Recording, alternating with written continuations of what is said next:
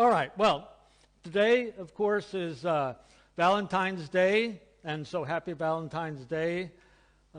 Probably there are some churches around, I don't know if Latvian churches will or not, but some churches might have a Valentine's Day sermon. It probably won't surprise anyone who knows me that I'm not going to be preaching a Valentine's Day kind of sermon. Actually, we are going to be talking about love, and that's going to be the critical question, but it's not going to be Valentine's Day kind of love. Some of you maybe were watching Netflix this last year, and you watched the most recent season of The Crown. You know, and if you watch The Crown, this season was when Diana entered the scene, and it's kind of the story of Charles and Diana, and the Netflix program was mainly fiction, you know, in this season. I don't think most of what they portrayed on screen actually happened. But they did do one scene in the television series that is pretty much straight from real life, and you can find the videos on YouTube very, very easily, and I might even encourage you to do that, because I'm not going to imitate Prince Charles's accent. But it's a scene where they've kind of officially gotten engaged, or they've announced to kind of the world that they're engaged to get married, and so there's someone who's doing kind of an interview of Charles and Diana, and asked some question about, you know, are you excited, and then, you know, are you in love? And so Diana says, oh, yes, of course. You know, now we kind of wonder, was she, you know, being honest or not? But she sounded like, yes, she was. And then they asked Charles, you know, are you in love? And, you know, the big dummy, I mean, seriously, and people not since that time have been making fun of him for this. I mean, he's been ridiculed for this repeatedly, but he kind of in this, you know, ponderous, posh British accent kind of says, whatever in love means. And you can see on her face, you know, right away, she's like, you know, what the heck are you saying? You know, and everyone realized that's not, there's something wrong going on there, you know, and he was certainly not portraying himself in any way excited about what was going on. But there's that question, whatever in love means. And actually, the question is valid. You know, what is love?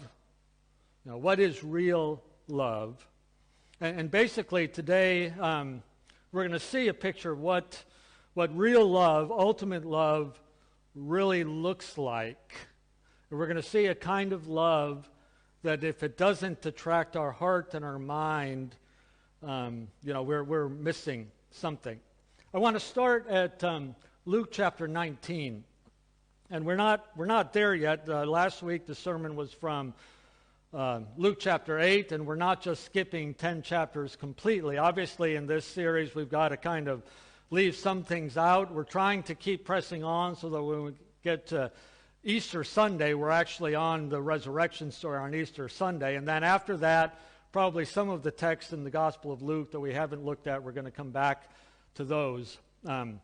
But Luke chapter 19 is the end of a kind of a chunk of the Gospel of Luke, and to me it's one of the most beautiful things in the entire Bible. I mean, I think it's one of the most amazing pieces of storytelling in any literature ever in the history of the cosmos, and it's just amazing what Luke has done here to try to communicate a particular message that he wants to communicate about who Jesus is and what he is doing.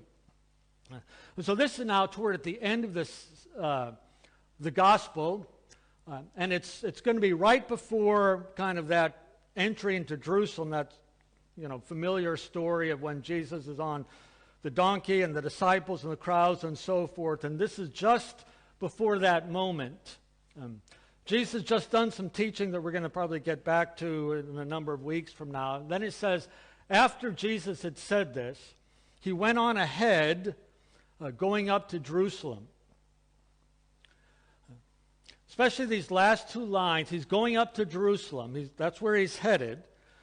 And he went on ahead, and I have a picture in my mind of, you know, there's Jesus, And then there's disciples. There's probably the 12 and a larger group of disciples, men and women, who've been following along with him. But in my mind, the picture I have is that Jesus is just a couple steps in front of them. And he's kind of leaning forward, and he's walking very intently, like you do when you're, when you've got to go somewhere, you know what you're doing. The picture I've thought of in my mind is when I was a kid, growing up, and I was one of 4 kids, and my parents were always involved in church work. In the churches I grew up in, my dad was usually the music director at those churches, so we always had to get there early. And of course, in those days, we went to church 3 or 4 times a week. Some people like that. I don't quite dig the 4 times a week, but anyway. We'd arrive early, and because Dad had to lead the music, he had to get moving, he had to get things together, get the music ready, other pianists, and all of that kind of thing. And I remember almost every Sunday, we'd drive up, we'd park, and Dad would get out of the car, and he would start walking intently, and I would try to keep up with him, and I was, of course, short, and especially, I don't know if I'm average size now, but when I was a kid, I was usually quite short. In my little short legs, I was trying to keep up with my dad. He's walking fast, but I have to run to keep up with him. He's always a couple steps ahead of me. And it was always like that because he had a mission. He had something he had to do. He had to get ready to lead the music for the church. And that was his life. And he took that very seriously. And he was amazing at that particular role that he had. And so I think that's kind of what's happening here. Jesus is walking fast, and he's leaning forward, and he's not looking behind him.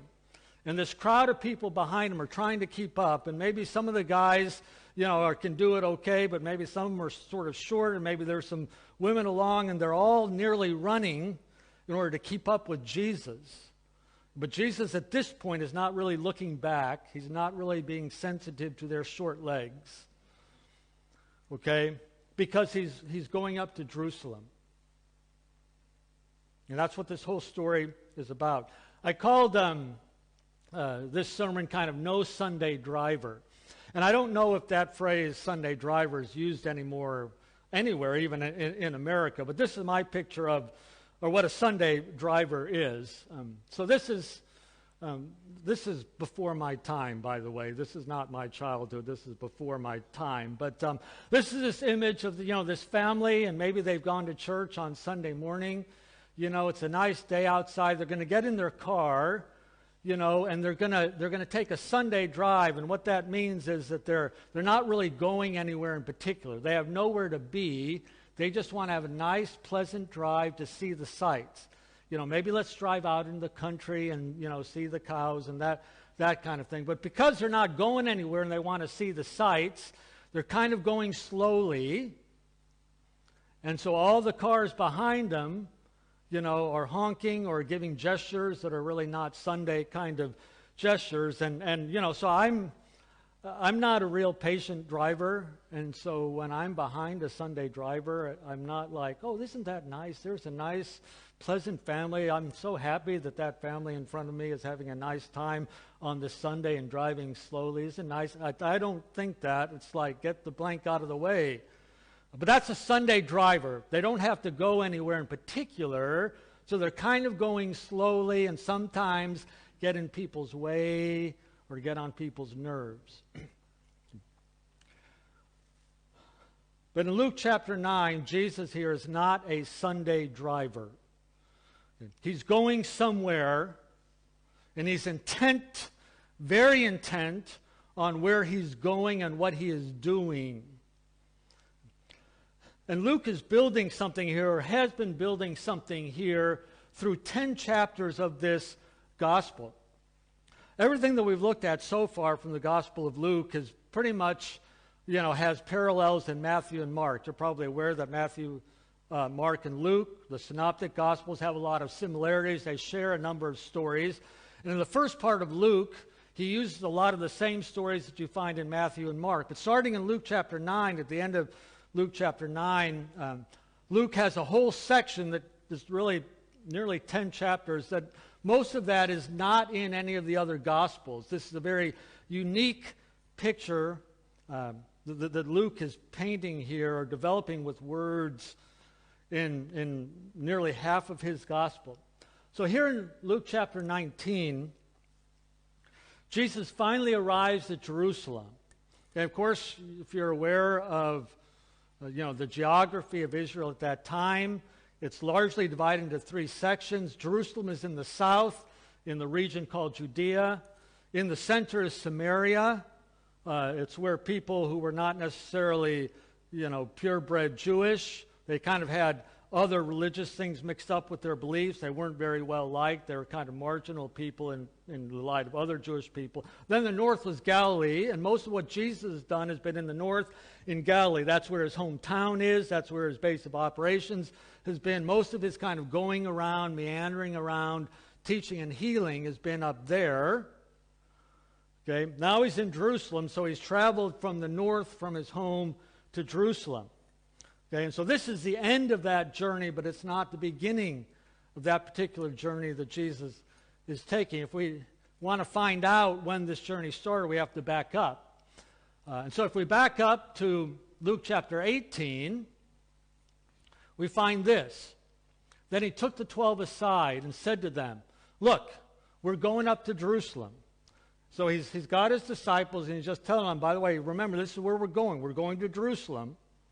Okay, we're on this journey to Jerusalem. But he says, this is what's going to happen. All the things which are written through the prophets about the Son of Man are going to be accomplished. He will be handed over to the Gentiles, and he's going to be mocked, and he's going to be mistreated and spit upon. After they have scourged him, they will kill him. And the third day, he will rise again. So again, we find Jesus, he's on this journey to Jerusalem, but we find another amazing fact that not just that Jesus knows what's going to happen there, but he's still going there. He knows he's going to die there, and he's going there. Now, would any of us do that? Would you get on an airplane if someone said, that airplane is going to crash? Would you get on the airplane? I don't think so. Jesus knows what's going to happen there, but he still goes. Now, this is not the beginning of this particular journey. If you back up another chapter, chapter 17, it says, while he was on his way to Jerusalem, he was passing between Samaria and Galilee. And again, that geography that I just mentioned, Galilee, Samaria, Judea. So now he's kind of up here on the borderland between Galilee and Samaria. Okay, and that's where he is at this point. That's actually going to be important as we follow this really interesting thing that Luke is doing as he tells this story. But just kind of, keep in mind where he is in Luke chapter 17. But that's not the beginning of the story. So we back up a little bit to chapter 13. It says, as he was passing through one city and village to another, he was teaching and proceeding on his way to Jerusalem. So at first it seems like maybe he's a Sunday driver. He's going here and there and going to different places as if he doesn't have an itinerary. But we actually find out all of this is something he's doing on his way to Jerusalem. It's steps in that journey to Jerusalem. It's part of that plan that fits in with this journey to Jerusalem. But it looks like he's going from place to place just as he has done, since he started his kind of public ministry. That's not the beginning of the journey, so we back up a couple more chapters to chapter 10. It says, now as they were traveling along, he entered a village, and a woman named Martha welcomed him into her home. Now, it doesn't mention Jerusalem, but if you follow the story in Luke, it's obvious that he's traveling along on this journey to Jerusalem. And he goes to this village, and here there's Martha. This is Martha and Mary and Lazarus. Lazarus doesn't really play a role in this gospel. He's more in the Gospel of John. There's a really interesting scene that happens here with Martha and Mary, but it's not really the point of the sermon right now. But the point for now is that we know from other sources where Martha and Mary lived. They lived outside of Jerusalem. Okay, so here in Luke chapter 10, Jesus is actually near Jerusalem. Later on, he's back up north. Okay, but here already he's in Jerusalem. So just keep that in mind. There's a little bit of a tension there about he's on his way to Jerusalem. He gets close to Jerusalem, but then suddenly he's far away from Jerusalem again. What in the world is going on? Some people might think, man, Luke doesn't really know his geography. He couldn't have told this story. If Luke knew where Martha lived, then he wouldn't have told the story this way. Luke knows exactly what he's doing, and it will become clear in a moment, I think. But this is not the beginning of this journey. We have to back up one more chapter to find out when all of this started. In Luke chapter 9, verse 51, it says, when the days were approaching for his ascension, he was determined to go to Jerusalem. So already at this point in time, Jesus is thinking about an event that's got to happen toward the end of his life and ministry on earth. And he knows it's got to happen in Jerusalem, so he is determined to go to Jerusalem. Now, a couple things have happened in Luke chapter 9 before we get to this point. One of the things that Luke has tried to make clear is who Jesus is. We have to remember who he is. Before all of this starts, we need to remember who it is who's doing this. And so one of the things that happens is that kind of famous scene where Jesus is talking to his disciples, and he asked, who do people say that I am? And there's those theories going around that people had. King Herod had it, and people around, some say you're Elijah. Some people think you're John the Baptist, raised from the dead, or something like that. Some bizarre ideas about who Jesus is. They knew there was something special about Jesus, but they didn't quite get it. And so then Jesus says, okay, what about you guys? Who do you think that I am? And here Peter gets it right. You're the Christ of God. You're the Messiah of God. You are the one that God promised to send as the deliverer for the people. Peter gets that right. Probably don't quite fully understand yet what it means for Jesus to be the Messiah. They still might think, okay, the Messiah is just a really great human, but still a human. So they're still on their own journey trying to figure out who Jesus is. But they're getting close here. But it's right then, after Peter says, oh, you're the Messiah, you're the Christ. Jesus says, yeah. But look, the Son of Man has got to suffer many things, and he's going to be rejected. The Messiah is going to be rejected by the elders, the chief priests, the teachers of the law, and he must be killed. Already Jesus knows this. Already he's making that announcement. Then another important scene is the Transfiguration. In fact, I didn't, really realize that. I guess this is Transfiguration Sunday, so maybe, a lot of churches in Latvia are having a sermon on the Transfiguration. But it's that little brief moment when Peter, James, and John are with Jesus on the mountaintop, and for a brief moment, Jesus kind of reveals who he is underneath his humanity. He's clothed himself as a human and as a poor human, as just a normal, average guy from a lower-class family. That's what he looks like. So no one looking at him sees this is something more than that. For this brief moment, he kind of reveals who he is, and they see in literally light, and then in a voice from God, who he is. And so God says, this is my son. This is the one I've chosen. Listen to him.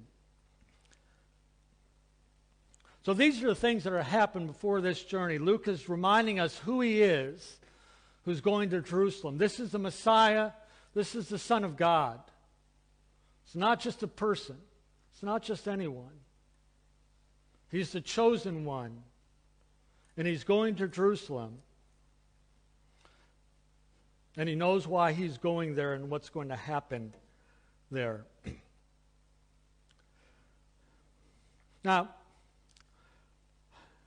after Jesus says this, or when Luke tells us that these days were coming and he's on his way to Jerusalem. There's two other little stories that we're going to really not look at in detail today. One we'll look at next week, but it helps to remind us in Luke's storytelling what Jesus is about and what the point of this all is.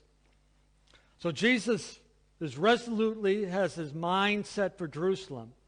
And it says he sent some messengers ahead, and they went to a Samaritan village. Again, Samaritans, they don't quite worship in Jerusalem. They're maybe a little bit mixed blood. They're also, their religious practice isn't pure. So Jewish people often would even not go through Samaria. They'd go all the way around to miss Samaria completely. But Jesus is going through Samaria, and he sends messengers ahead, and they go to the Samaritan village to prepare the way for Jesus. And when this village finds out Jesus is going to Jerusalem, the village says, no, we don't want that guy. He's not come to our place.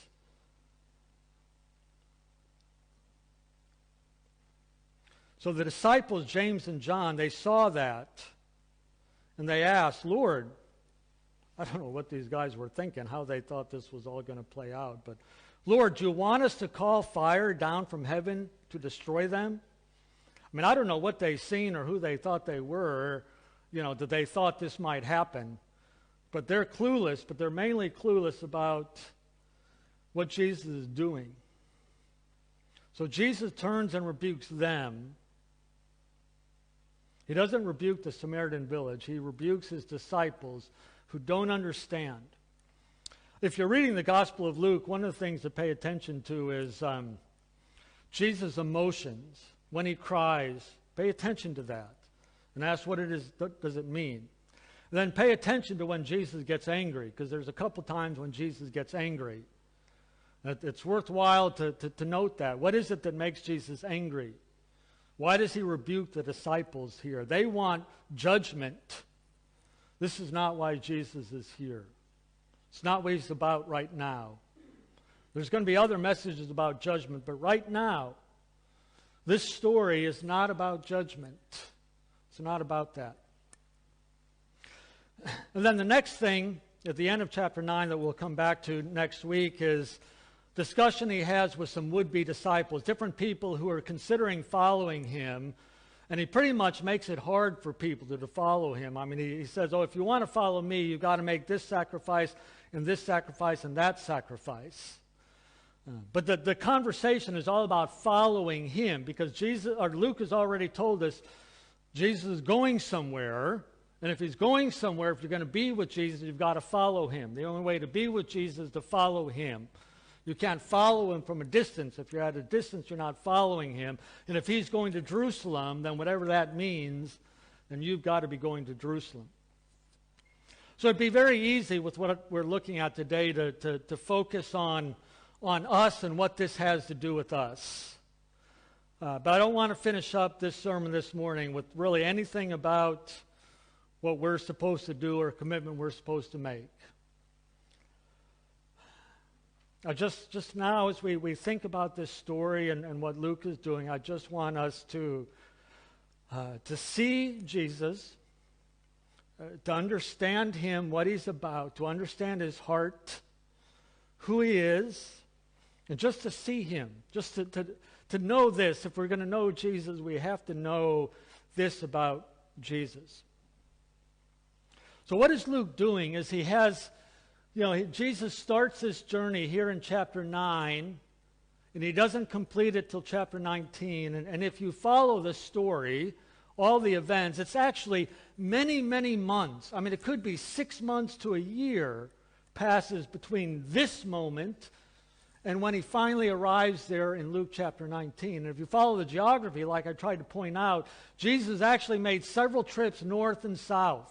He's been close to Jerusalem, then he's back up there in the north again. What is this story about Jesus going to Jerusalem?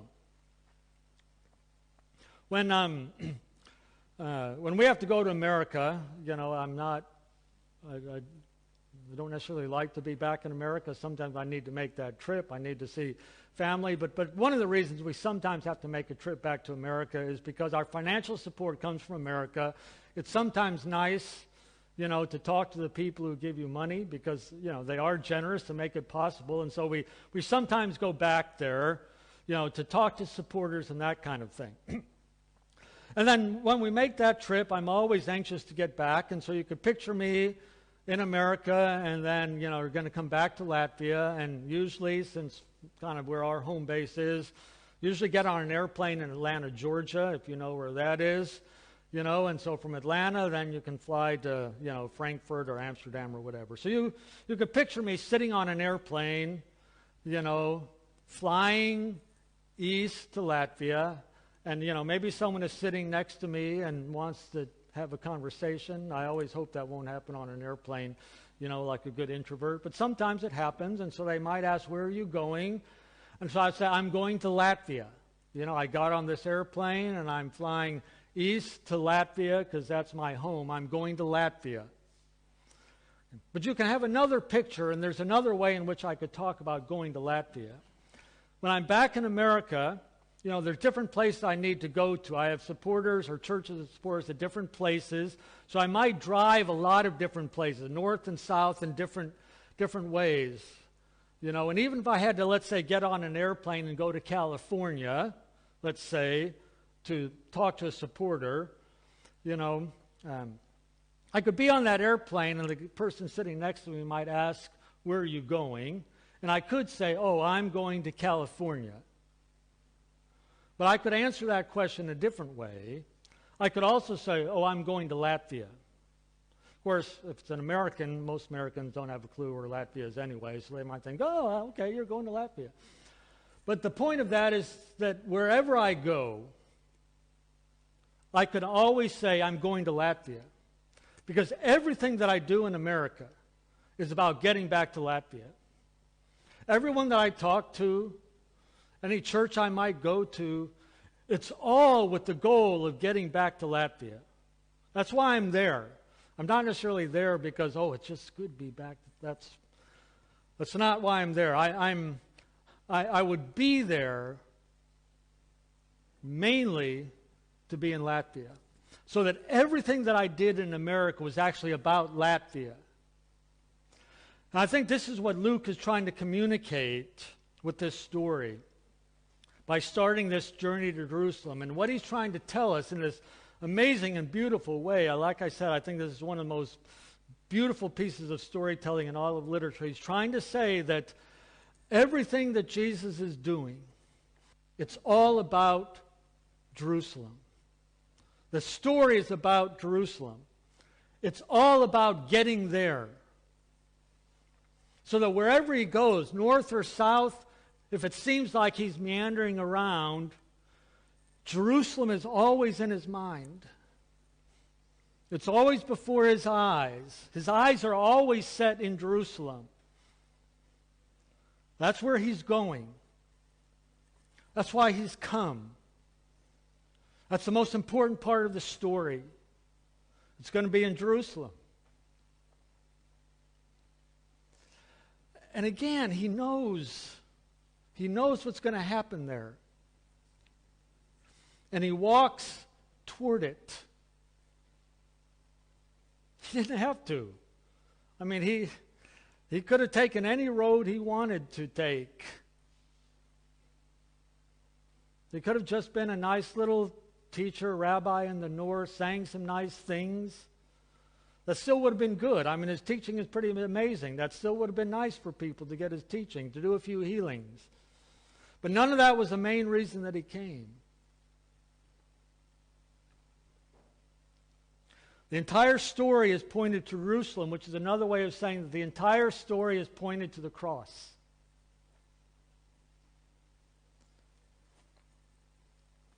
The whole story is pointed there. It's headed there. The other way to put that is not just that it's a cross at the end of the story, but to say that the reality is that the cross shadows the entire story. The cross, in a very real way, fills the story. And if you remember when we started the series on Luke, even in the Christmas story, there's already those hints. You know, that prophecy when Simeon is holding the baby, 8 days old, And he says, a sword is going to pierce your heart too, Mary. And at what point, it's hard to know, Jesus in his incarnation in the flesh, what all he understood. When in his life he really knew the end of the story, at least by the time he started his public ministry, he knew the end of the story. He knew what was going to happen there. He knew he was on his way to death. I mean, he could know about when it was going to happen. There was going to be no surprise there. I can't imagine when we get there that last week. I mean, when he arrives in Jerusalem, he's got a week, and he can count the days. I can't imagine.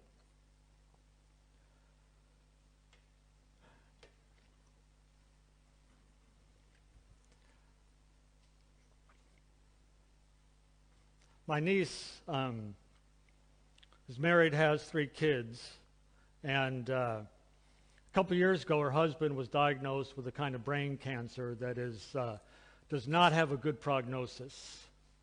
And they kind of knew all along that though they would do as much treatment as they could, it wasn't very hopeful.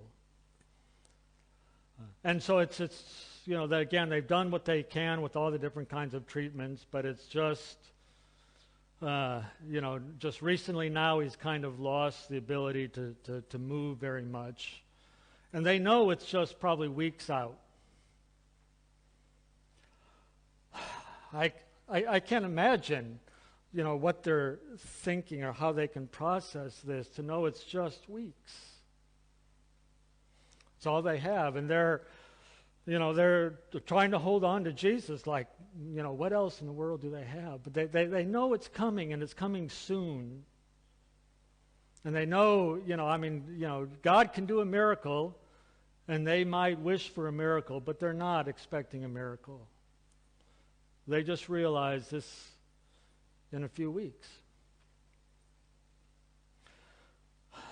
Jesus knows what he's headed toward. And he's going there, and he's walking fast toward it.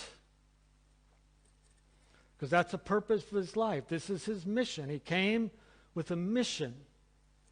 And he would not be distracted from his mission. No one would ever distract him from his mission. Satan tried to and failed, and other opponents tried to distract him, and they failed. And even his disciples tried to distract him from his mission, and nothing would distract Jesus from his mission. Nothing, not a single thing would delay his mission. So he's going to Jerusalem to die. Of course, not just any kind of death. He knows what kind of death is going to be there. And he's going to die essentially alone. I mean, there's going to be crowds around him. There'll be a few people of his followers who will be at the foot of the cross. But they can only be at the foot of the cross. No one's going to hold his hand. No one's going to cheer him on. Probably no one's going to be saying comforting words to him. Most of the people there are there for entertainment. I mean, some are just purely wicked who are killing him. Most of the crowd is just entertainment. It's just like, well, we don't have anything else to do. This is something exciting going on. Let's watch a death. They're clueless. If they're not wicked, they're just clueless. They're about as clueless as people could possibly be. They're as blind as people can be. But he dies for them.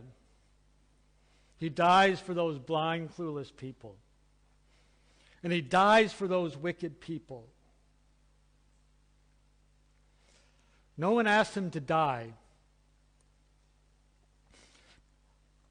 No one asked him to save them. No one deserved his death for them. No one was worthy. None of these people that he's dying for were in the least bit worthy. No one loved him first. Jesus' love was not in response to anyone else's love, because there was no love for him. His love came first. God and God alone made the first move. God alone loved first. This is love. This is what love is. Here is love. What is love really? This is what love really is. This is what love is. This is what love does.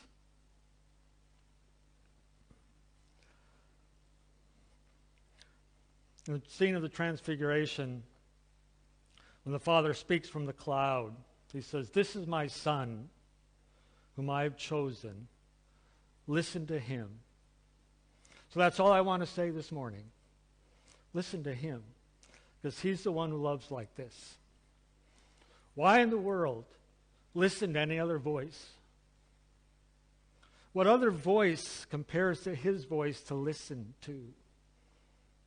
There's no one else who has a love like this. Listen to him.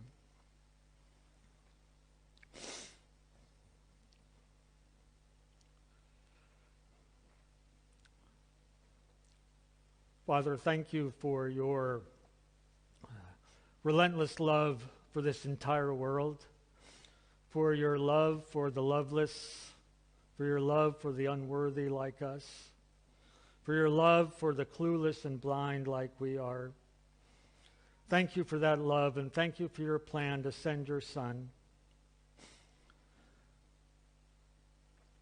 Thank you, Jesus, for coming, for not being distracted from your mission. Thank you for dying for us.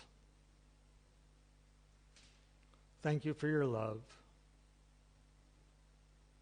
We want to listen to you, Jesus, as the only voice who can tell us truth and love. Speak to us. Amen.